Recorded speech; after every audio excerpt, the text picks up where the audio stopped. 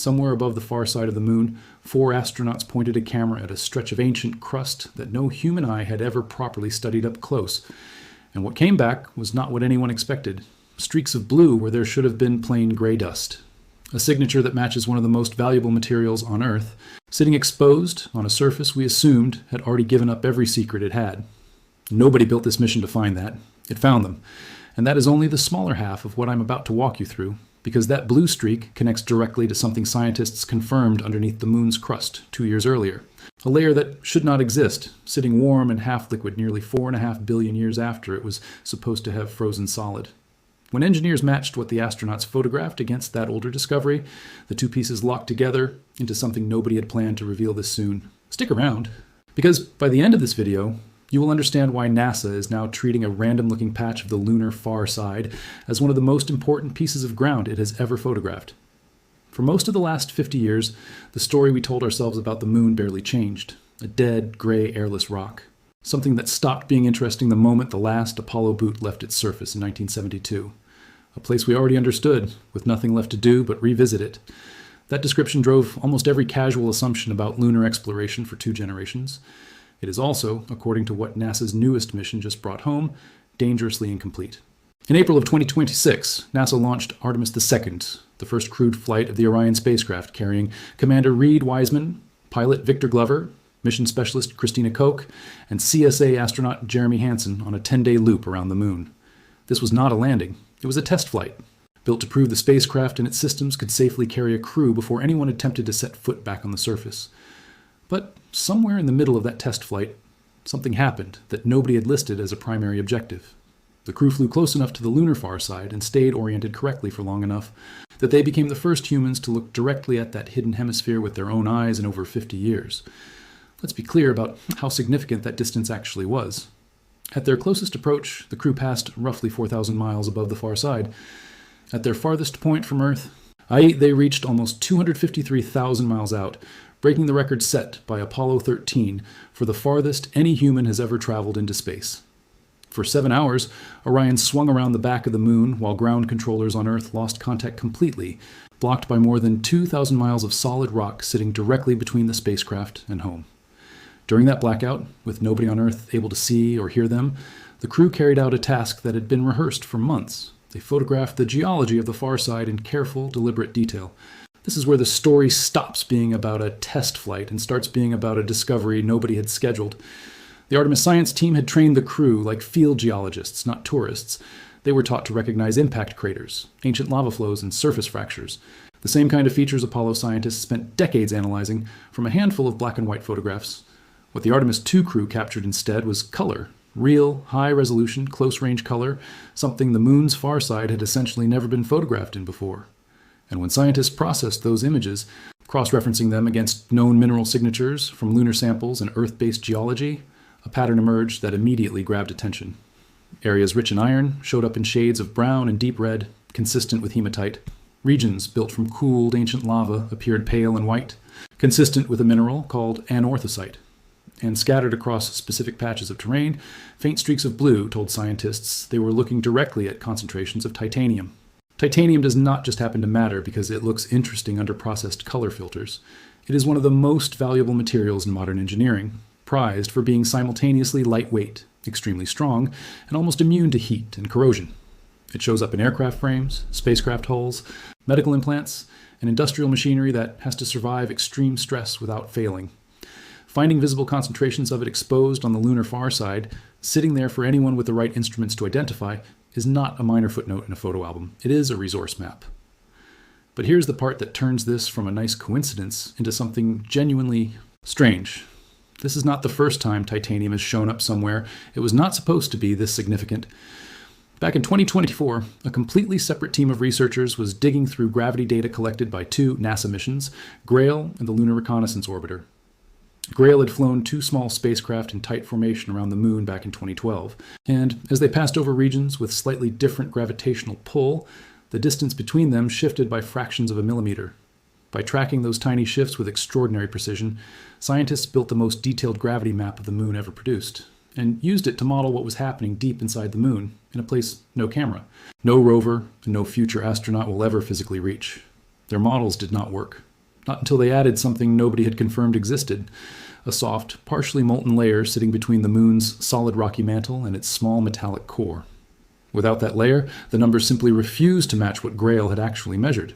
The gravity data demanded it exist, whether anyone expected it or not. And when researchers examined what that layer was most likely made of, the leading candidate was a mineral called ilmenite, rich in exactly the same element now showing up in the Artemis II color imagery: titanium. Sit with that for a second, because this is where the two discoveries start to feel less like a coincidence and more like a single story told from two different distances. Deep beneath the moon's crust, there appears to be a titanium-rich layer that has somehow stayed warm and partially liquid for nearly 4.5 billion years, long after every model said it should have gone completely cold and solid. And now, on the surface itself, astronauts have photographed visible titanium concentrations, sitting exposed on the far side in a region shaped by some of the most violent impact geology anywhere on the moon. Scientists are not yet claiming these two things are directly connected in a single geological process. That work is still ongoing. But the possibility that surface titanium deposits and the mysterious molten layer beneath the crust share a common origin is exactly the kind of question that turns a routine test flight into a mission with actual scientific weight behind it. To understand why that molten layer is so hard to explain in the first place, you have to understand how small the moon's core actually is. Compared to Earth, the moon's core makes up a tiny fraction of its total size, which means it generates dramatically less internal heat to begin with. Earth stays geologically active partly because it has a large core still radiating heat from its formation. The moon was never supposed to have that luxury. Every standard model of lunar cooling predicted that whatever heat the moon started with would have bled away into space within the first couple billion years of its existence, leaving a solid, inert interior all the way through. Instead, there's a layer down there that is still soft. Researchers suspect that ilmenite and other titanium and iron-rich minerals might be unusually good at trapping heat and holding onto it far longer than anyone assumed possible. But exactly how that layer has stayed warm for this long remains an open question that follow-up studies are actively trying to answer. Now bring that back up to the surface, because the far side the Artemis II crew photographed is not some random patch of ordinary lunar terrain. Much of what they documented sits near the edge of Orientale Basin, one of the largest and best preserved impact structures anywhere on the moon. Orientale was carved out roughly 3.8 billion years ago when a massive asteroid slammed into the surface, leaving behind a depression more than 900 kilometers wide and up to 8 kilometers deep. Unlike similar basins on the near side, such as Imbrium, Orientale was never completely filled back in by later lava flows. That matters enormously for scientists, because it means the crater rim still exposes rock from deep within the lunar crust in cross-section, material that would otherwise be buried and completely inaccessible. In other words, an ancient act of cosmic violence accidentally cut the moon open for us, and left the wound exposed long enough for a spacecraft passing by 58 years after the last Apollo astronaut ever laid human eyes on the far side to finally get a clear color photograph of what was inside. This is the kind of detail that easily gets lost in the more dramatic language surrounding the mission, but it is genuinely one of the most useful geological gifts the moon has ever handed us. Scientists studying the deep origins of the lunar crust do not usually get to see material from that far down without drilling, and drilling on the moon is still years away from being a realistic option. Orientale did the drilling for us 3.8 billion years ago, using a rock instead of machinery. While the far side imagery was capturing headlines, the Artemis II science team was quietly running a second experiment that connects to an entirely different mystery about the moon's ongoing activity. During the portions of the flyby when the spacecraft passed over the moon's permanently shadowed regions, the crew watched specifically for something called impact flashes, brief bursts of light produced when small asteroids strike the lunar surface at extreme speed. This phenomenon was first documented by Apollo 17 astronaut Harrison Schmitt back in 1972, who observed it 3 separate times from lunar orbit. If Artemis II astronauts detected anything similar, it would give scientists a rare, direct data point on how frequently small impacts are still striking the moon in the present day, which matters enormously for anyone planning to build permanent structures on the surface. That question of ongoing lunar activity connects to something else entirely, something that has nothing to do with impacts from space and everything to do with the moon shaking itself apart from the inside. For decades, seismometers left behind by Apollo astronauts recorded real moonquakes, some strong enough to register at a magnitude of 5. Capable of shifting loose surface material and knocking boulders free from unstable slopes. When researchers reran that old Apollo data through modern analysis tools, several of the fault lines responsible for those quakes appeared to have been active surprisingly recently in geological terms. Combine that with the extreme temperature swings the moon experiences, roughly 120 degrees Celsius during the day, dropping to nearly minus 130 degrees at night, and you get a surface. Think about what that timeline actually represents. In 2012, Grail quietly measured the tug of the moon's gravity down to fractions of a millimeter. In 2024, researchers used that data to prove a layer exists that should not, according to every model built before that point. And in April of 2026, 4 astronauts flying a test mission that was never designed as a scientific expedition ended up photographing physical, visible evidence on the surface that may connect directly back to that same underground mystery. Nobody planned for those 3 moments to line up. They simply did. Because every time humanity points a sharper instrument at the moon, it stops looking like the simple, finished world we assumed it was. Artemis III is still years away. NASA continues to target the first crewed lunar landing under this program for no earlier than 2028, with astronauts set to touchdown within a handful of degrees of the South Pole, standing above ice deposits older than complex life on Earth and closer than ever to a molten layer nobody expected to still be warm. Every image the Artemis II crew brought home, every mineral signature spotted in that far side color data, every fault line and impact flash logged during that 10-day flight is now feeding directly into how that landing gets planned. This was supposed to be a test of hardware. It ended up being a test of just how wrong our assumptions about the moon still are. If there is one thing worth carrying away from all of this, it is how little of the moon we had actually seen clearly before this year. 58 years passed between the moment Apollo 8, astronauts first laid eyes on the lunar far side, and the moment a color camera finally captured it in the kind of detail that could reveal something as specific as a titanium signature in the crust. 58 years is not a small gap.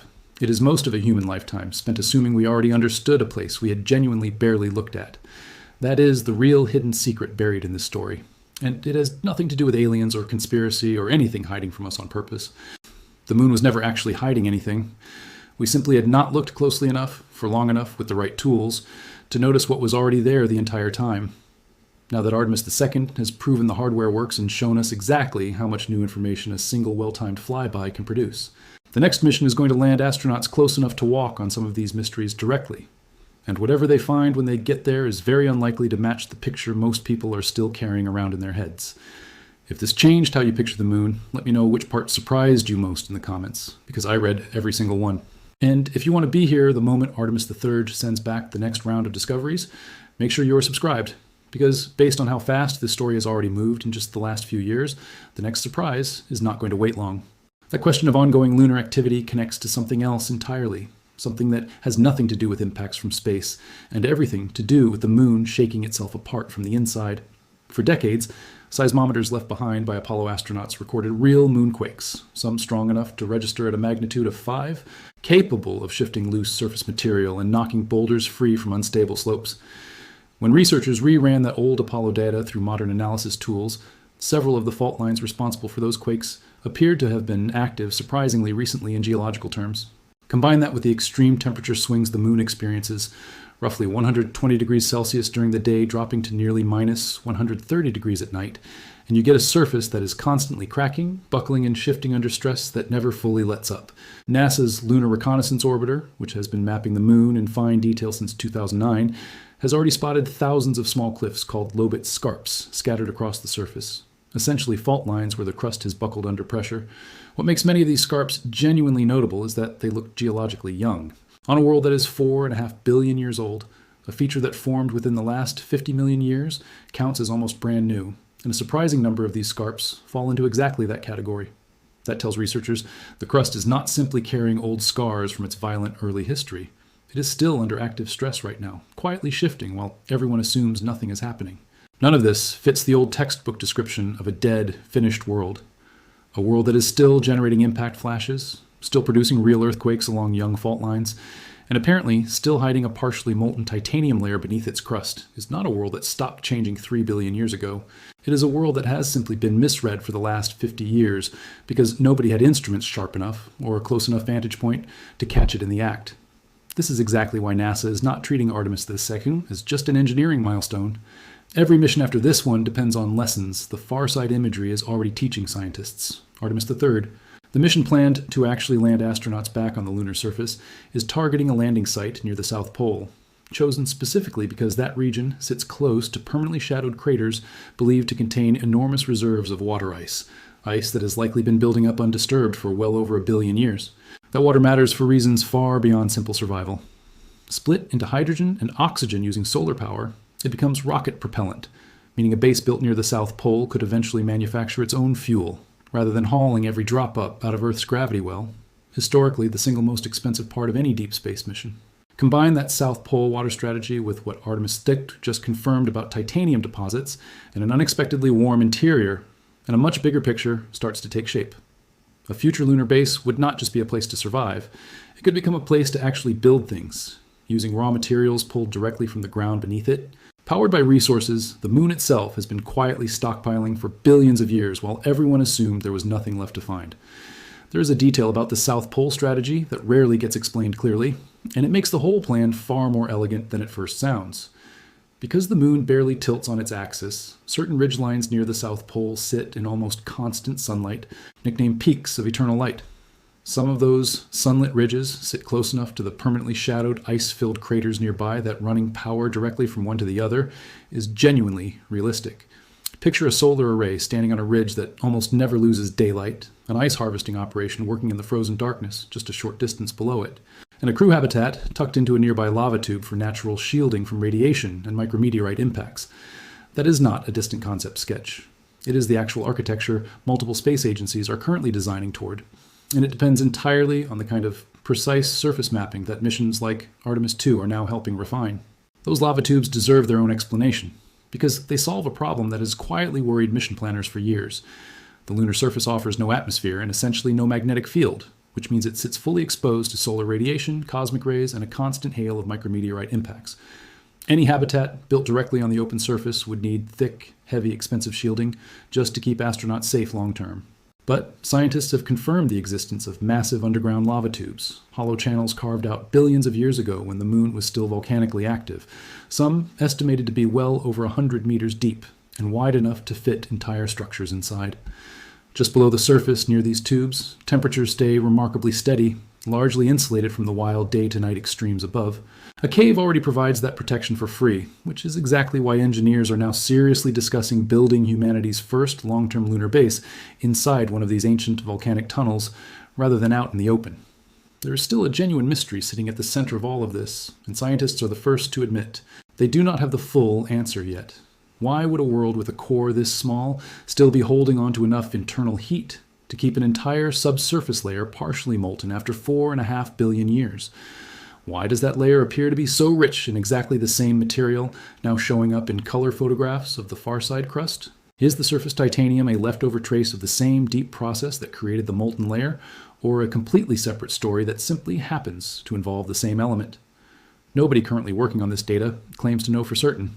What they do know is that the question would not even exist without two things happening in the right order: a gravity survey precise enough to detect a layer nobody could see, and a crewed spacecraft finally getting close enough, with cameras good enough, to photograph a hemisphere of the moon in genuine, revealing color for the first time in over half a century.